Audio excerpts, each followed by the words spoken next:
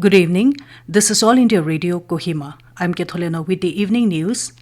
The headlines: Union Road Transport and Highways Minister Nitin Gadkari says conversion of waste to wealth is the need for country's infrastructure development. NSF seeks swift operationalization of Nagaland Staff Selection Board, warns of protests otherwise. State Agriculture Production Commissioner Kikheto Sema calls upon people to invest. And UGC approves guidelines for admission, supernumerary seats for international students in UG and PG programs. Union Road Transport and Highways Minister Nitin Gadkari has said that conversion of waste material to wealth is the need for the country's infrastructure development. The minister was addressing the National Conference for Civil Engineers and Professionals from Allied Industries being organized by Association of Consulting Civil Engineers in Mumbai today. Addressing the gathering, Gadkari said that research should be undertaken to find out economically viable and environmental-friendly alternatives for the infrastructure projects. He added that cost reduction while maintaining superior quality and completion of project before the stipulated time period are some of the challenging factors which need to be addressed.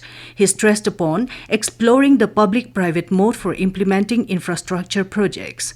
He informed the project of diversification of the agriculture sector into energy and power sector is underway in his ministry. The minister appealed to the experts to give emphasis on innovation, ideas, and research to bring qualitative and cost-effective results. The Naga Students Federation NSF has urged the state government to expedite the operation of Nagaland Staff Selection Board (NSSB). The federation has warned that the student community would resort to democratic protests very soon if NSSB is not made operational. This was stated by NSF President Kikheto Sema at a press conference yesterday following the federation's third Federal Assembly. Sema said the NSSB is yet to be activated even after 3 years of it being set up in 2019 and no recruitment exams had been issued till date. Noting the frustration of unemployed youth on recruitment through improper channel, Sema reminded that the NSSB's purpose was to ensure that backdoor appointments are done away with. Sema said the NSSB secretary, during a meeting on August 18, assured that advertisements would be published within this month. Sema said the secretary had informed that, despite being notified, many departments had not sent the requisition post to the board. NSF has asked all departments to comply and forward the necessary details at the earliest. Meanwhile, Sema also said the Federal Assembly resolved to appeal to educational institutions to set aside 1 day a week for students to wear their traditional attire in a bid to protect the cultural identity of Nagas and the indigenous people inhabiting the Naga homeland.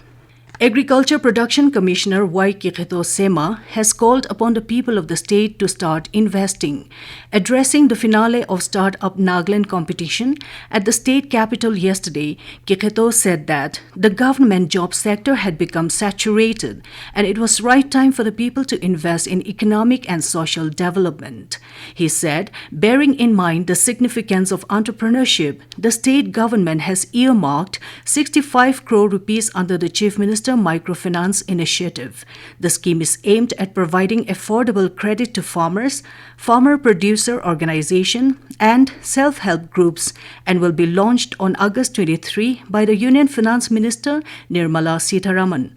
At the event, Islando emerged a winner under company-registered startups category, winning a cash prize of 3 lakh rupees. Winners under aspiring startups were Tribal Logistics, Ngure Company, Tabernacle, Online Express, Modern Myriad Branding. Naga 8 founder Shiroi Lili Shaiza was awarded the Best Women-Led Startup. University Grants Commission UGC has approved the guidelines for the admission and supernumerary seats for international students in undergraduate and postgraduate programs in higher education institutions in India. The decision was made during the 568th meeting of the UGC held on August 18. UGC Chairman Professor M. Jagadesh Kumar said internationalization of higher education is an essential aspect of the National Education Policy 2020 and helps in integrating the international and intercultural dimensions in higher education. UGC has also brought out guidelines for the establishment of Research and Development Cell (RDC) in universities and colleges. These guidelines provide a clear-cut roadmap for the establishment of RDC with its objectives and functions. This news comes to you from All India Radio Kohima. You can also listen to this news bulletin on News on Air app and YouTube channel AIR News Kohima. Union Minister of State for Science and Technology, Dr. Jitendra Singh, today launched India's first truly indigenous developed hydrogen fuel cell bus developed by KPIT CSIR in Pune. Dr. Jitendra Singh told the gathering that the launch was in tune with Prime Minister Narendra Modi's National Green Hydrogen Mission, which is vital to ensure Atmanirbhar means of affordable and accessible clean energy, meeting climate change goals as well as creating new entrepreneurs and jobs. The minister informed that the fuel cell utilizes hydrogen and air to generate electricity to power the bus, and the only effluent from the bus is water, therefore making it possibly the most environmentally friendly mode of transportation. Dr. Singh said the high efficiency of fuel cell vehicles ensures that the operational costs per kilometer for fuel cell trucks and buses are lower than diesel-powered vehicles, and this can bring freight revolution in India. Moreover, fuel cell vehicles give zero greenhouse gas emissions. The central government today stated that there is no plan to import wheat into India and the country has sufficient stocks to meet domestic requirements. Department of Food and Public Distribution clarified this in a tweet on reports about a possible import of wheat by the government. Media reports had claimed that the government is likely to buy wheat from overseas due to shortage of wheat and rising prices. Over 209 crore 67 lakh vaccine doses have been administered so far under the nationwide vaccination drive. Over 26 lakh 58,000 doses were administered in the last 24 hours.